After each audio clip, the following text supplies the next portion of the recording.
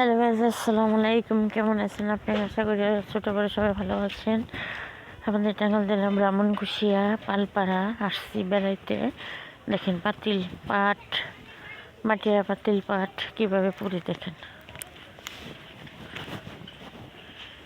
পুরি দেখে যা কষ্ট নে, এ ঠেলে ঠেলে একবার ভিতরে কেমনে কেটে জ্বালান দিদি? আগুন দিয়ে জ্বালায়। এ খড়ি চলা খড়ি দিয়ে ভিতরে আগুন দেন।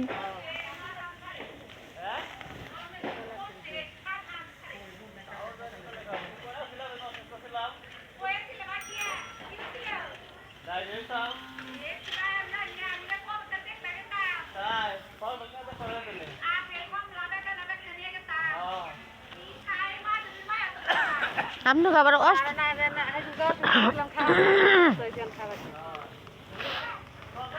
অষ্টবর পূজা শুরু হবো নে।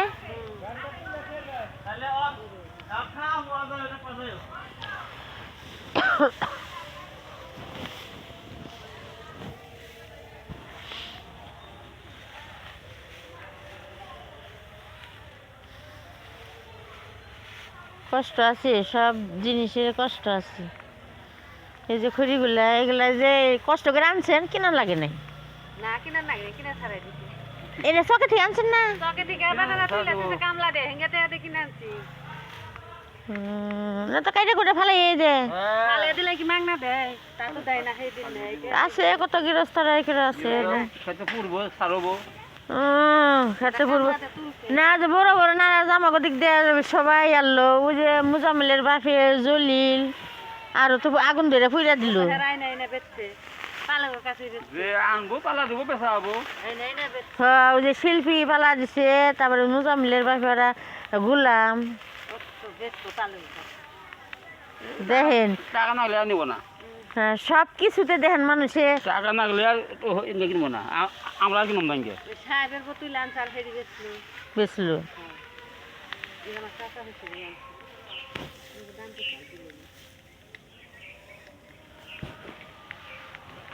ফুইরা ফেলাবো তবু এমনি করে আমি যে কষ্ট করে আনছে তাও কিছুটা কম কষ্ট।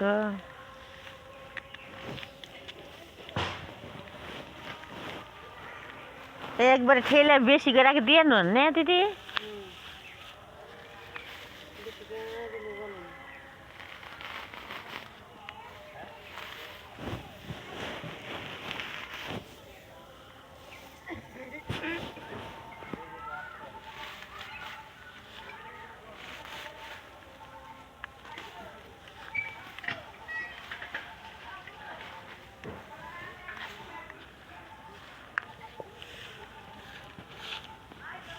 ও, ভিতরে একজন বসে জাল দিতেছে।